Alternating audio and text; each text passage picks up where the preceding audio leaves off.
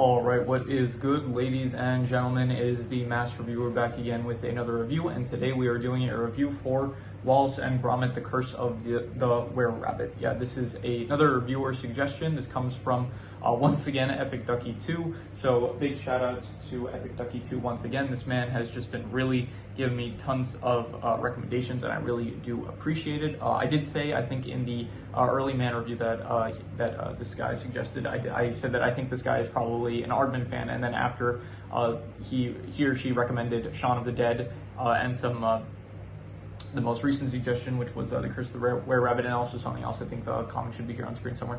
I can tell that this person might not just be an Aardman fan, but they're also probably British. So yeah, big thanks for the recommendations. Really appreciate it. So once again, big shout out to Epic Ducky 2. And if you want me to review something that you want me to review, then leave a recommendation. Please do so in the comments, and I will maybe possibly check it out. That is the outro, so we'll do that at the outro. So. But yeah, so this is technically, it's technically a rewatch for me. I think I did see this film like many years ago, but I am considering it a first time watch because I do have like a list of all the media I watch, like shows, anime, movies and stuff, and I never ended up adding this one to the list. So I think I'd probably watched it at some point, but maybe I didn't watch it fully. Like I think maybe I missed the beginning or something like that. So technically, I'm considering this a first time watch, even though I did technically watch like parts of it in the past. So yeah, with that background out of the way, let us just begin. Starting off with the plot, and the plot of the film is that it follows Wallace and Gromit, who Wallace is a human, Gromit is his partner, with like partner as in like a partner in crime, not like romantic partner or anything, but his I don't think he's a pet. It is like a partner relationship that they have, not like a pet human relationship, I'm pretty sure. So they're like partners at work, and they have a job where they have this business called I think it's called like anti-pesto, which I feel like is a joke, but that I just don't understand. But anyway, they have this company where they prevent rabbits from getting into vegetable gardens and stuff, and so they get employed by this woman, Lady Toddington, and she basically employs them to get rid of a rabbit infestation that's like in her house. But she's very much a pacifist, and she loves rabbits and stuff, and she doesn't want them to kill the rabbits, which is why she doesn't hire Victor Quartermain, who is the antagonist of the film. He's like the one that is, he's like kind of dating Lady Toddington, even though she doesn't really want to be with him and stuff. So anyway, in order to impress Lady Toddington and to come up with a solution for the rabbits, Wallace, he made like a device that is able to get rid of like bad habits of a person, or like get rid of bad thoughts of people and stuff. So what he does is he uses the machine and he combines it with another machine which like sucks up rabbits to like contain them, and he combines the two machines to make it so that and he uses them to try to erase the bad intentions of the rabbits, like for them to, he's trying to brainwash them into not wanting to eat like the vegetables anymore, which I kind of think is like a stupid idea, because like what's the plan here? They're not going to eat vegetables. What are they going to eat instead? So like it's, even if you can brainwash them into liking someone else, like their biology like probably would not really allow them to survive that long without eating like a certain amount of like vegetables and stuff. So whatever. And so it doesn't go right. There was a problem where I think they accidentally like flipped the wrong switch or something like that, so the machine ended up going haywire and stuff, and it caused like it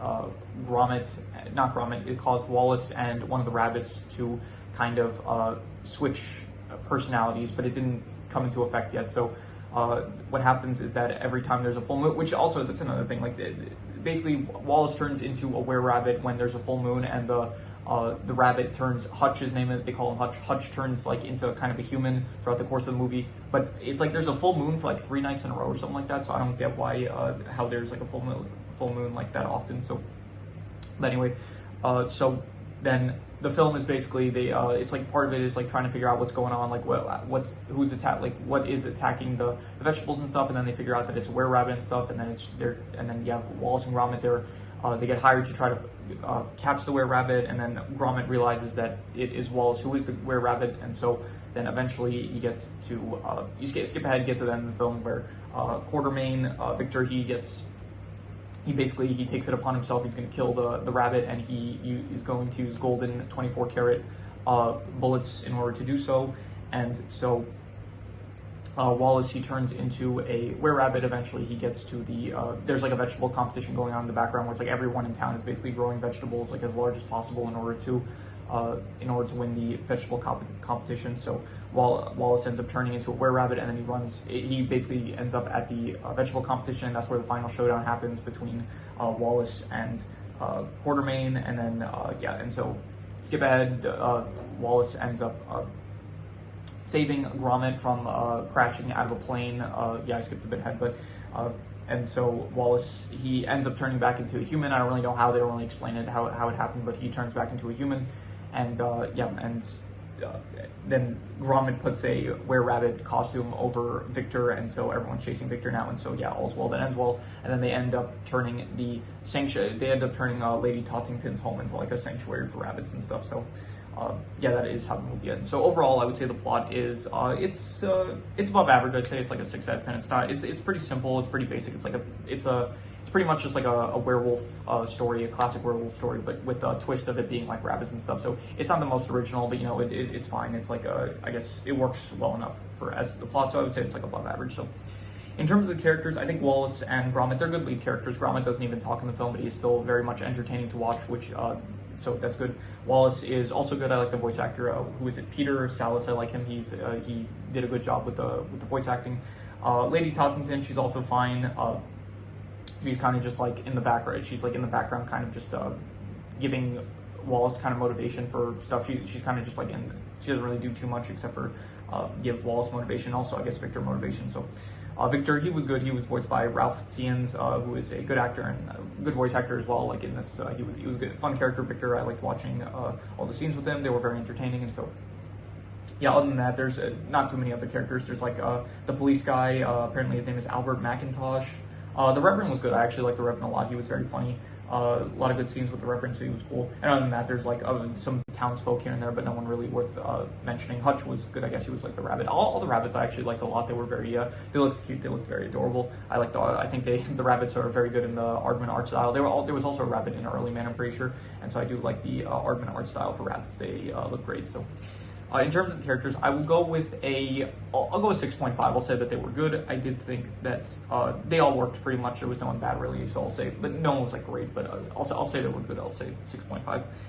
In terms of the settings, it's nothing too interesting. It's like basically just, I think it takes place in England, probably. Like all these Aardman movies are British, so it's basically just like, not suburban areas, but like, I don't know, England, it's not suburban, it's like more city areas, it feels like, but it's all like very early 2000s, I guess. I don't know. Like it doesn't feel like modern cities and stuff. That's what I'm trying to convey. So it's not the most interesting, to be honest. I guess the most interesting place is maybe like the final confrontation area with like the festival, maybe. But even then, it's like not the most interesting. So I'm going to say the settings, they're not bad, but I'm not going to call them good. So I'm going to say that they're like a 5 out of 10 settings. So.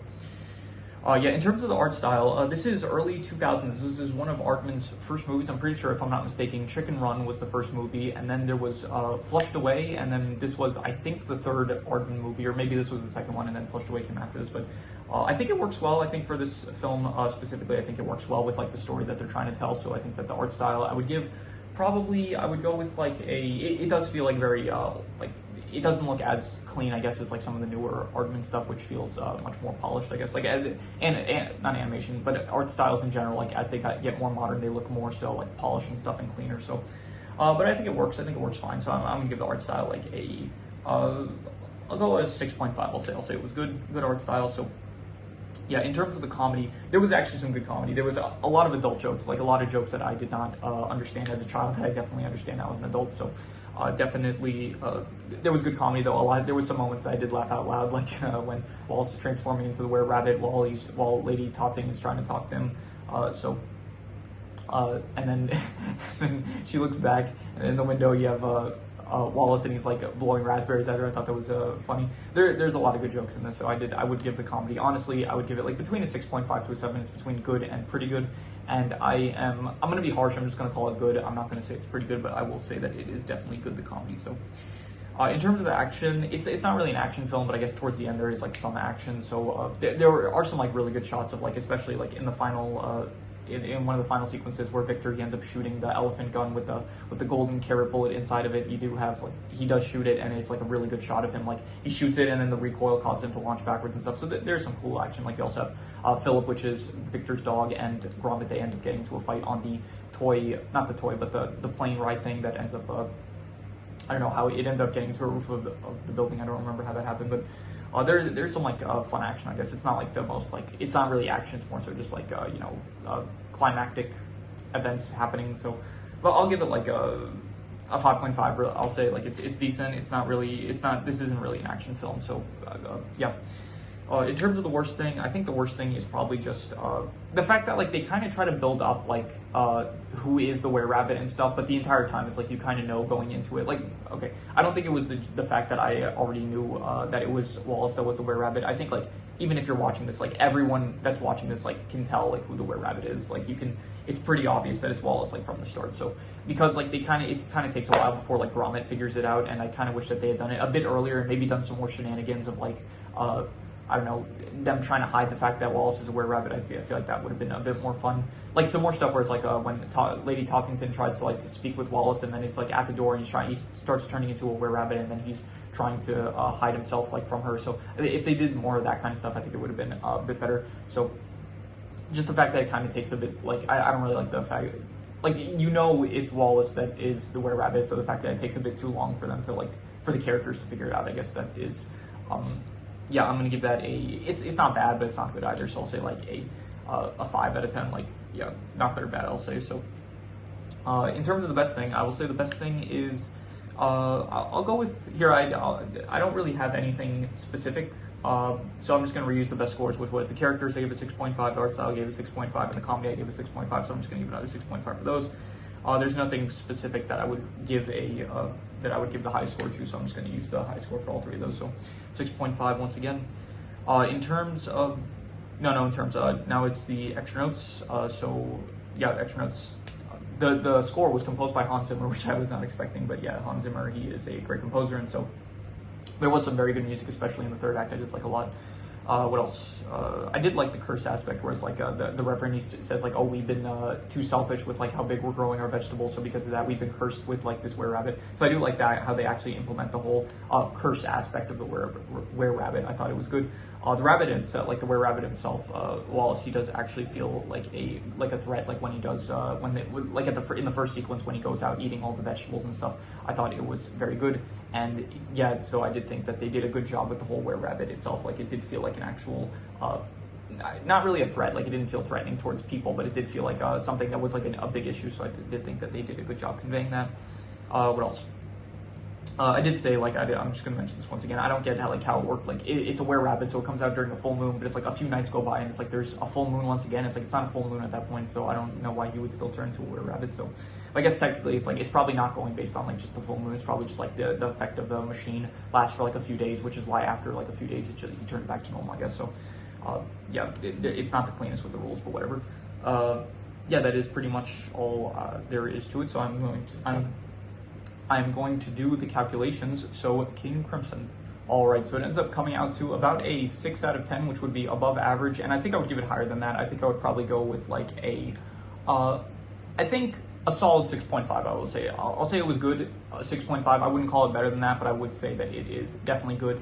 Probably like, I think once I do once I finish watching all the Aardman films, I will probably do a ranking for all the Aardman movies, and then I'll do like a better comparison. But I think I would say like it's better than Early Man. It's not as good as like Flushed Away so far. So, but I'll give like my final consensus when I eventually finish watching all the Aardman films, and then I end up doing the film rankings for the Aardman films. So that'll be fun when I get to it. So yeah, so 6.5, good film. And so yeah, if you have any recommendations, any shows, movies, video game stores, anime, web series, anything that you want me to review, leave it in the comments and I will maybe possibly check it out. Once again, big shout out to Epic Ducky 2. Really appreciate all the recommendations, and yeah, once again, if anyone has a recommendation that they want to give, leave it in the comments, and yep, skip back, listen to what I just said before, and yeah, that still applies.